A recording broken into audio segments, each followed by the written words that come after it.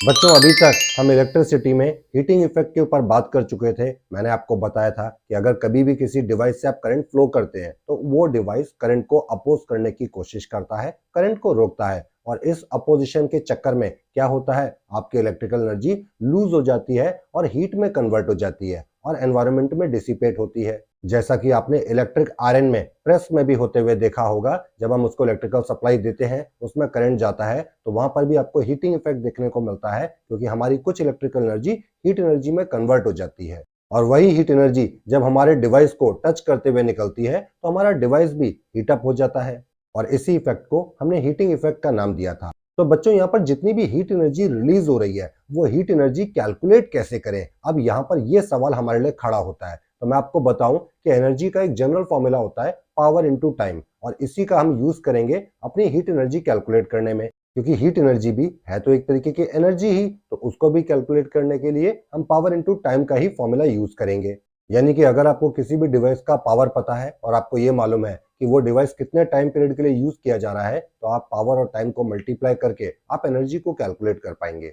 अब बच्चों आपको यहाँ पर एक बात और ध्यान रखनी होगी कि पावर का एक फॉर्मूला वोल्टेज और करंट के टर्म में भी होता है, power is equals to voltage into current. तो अगर आप उस फॉर्मूले को हमारे हीट एनर्जी के फॉर्मूले में यूज करें, पी की जगह पर वी आई लिख दें, तो आपको हीट एनर्जी का एक नया फॉर्मूला मिलता है, that is V I T.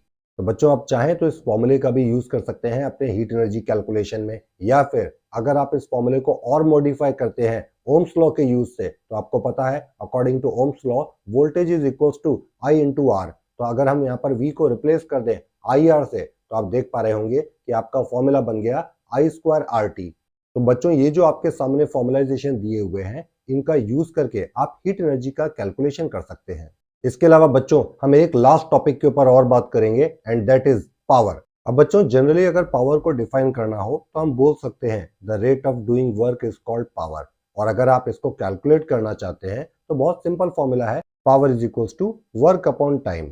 अब बच्चों आप ये बात तो जानते होंगे कि पावर की ऐसा यूनिट वॉट होती है, लेकिन अगर आप फॉर्मूले से इसकी यूनिट बनाते हैं तो वो यूनिट डिराइव्ड यूनिट मानी जाती है और उसके लिए आपको इसके फॉर्मूले का यूज करना होगा।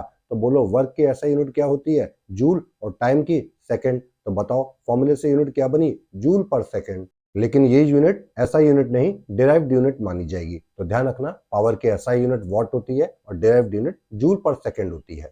अब बच्चों अगर आप चाहें तो वर्क की जगह पर एनर्जी भी लिख सकते हैं, क्योंकि वर्क एनर्जी के इक्विवेलेंट ही हम कंसीडर करते हैं। तो हमारे फॉर्मूले को हम कैसा लिख सकते हैं, power is equals to energy upon time. अब अगर आप टाइम की जगह 1 सेकंड रखें तो पावर किसके इक्वल दिखेगा, एनर्जी के इक्वल। तो इसका मतलब पावर एक तरीके की एनर्जी ही होती है, मगर 1 सेकंड में आपका डिवाइस जितनी भी एनर्जी कंज्यूम कर रहा है उसी एनर्जी को हम पावर के नाम से बुलाते हैं। जैसे कि आपके घर में लगा हुआ इलेक्ट्रिक बल्ब अगर 100 वॉट का है, मान लेते हैं उसकी पावर 100 वॉट है, तो इसका मतलब वो 1 सेकंड में 100 जूल एनर्जी का कंजम्पशन करता है। तो अगर हम सिंपल लैंग्वेज में पावर को समझना चाहें तो क्या बोल सकते हैं कि 1 सेकंड टाइम में जितना भी एनर्जी कंजम्पशन होता है वही पावर होता है। अब कई बार बच्चों हमसे एग्जाम में एक क्वेश्चन पूछा जाता है कि 1 वॉट पावर को डिफाइन कर दो, 1 वॉट पावर क्या होती है। तो हम एक काम करते हैं, वही फॉर्मूला यूज करते हैं, power is equals to energy upon time. आप एक काम करिए, एनर्जी की जगह पे 1 जूल लिख दीजिए और टाइम की जगह पर 1 सेकंड लिख दीजिए। तो बताओ आपका रिजल्ट क्या आएगा, 1 अपॉन 1 1 आएगा और यूनिट जूल पर सेकंड। लेकिन जूल पर सेकंड तो डिराइव्ड यूनिट है, लेकिन हमारी derived unit numerically SI unit के इक्वल ही होती है, तो आप जूल पर सेकंड की जगह वॉट भी लिख सकते हैं। तो आपका रिजल्ट आ गया 1 वॉट।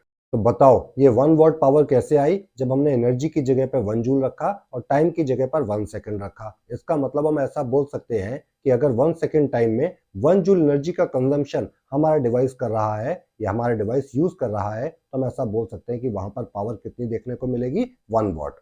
तो बच्चों उम्मीद करता हूं कि पावर का ये कॉन्सेप्ट आपको अच्छे से समझ में आया होगा।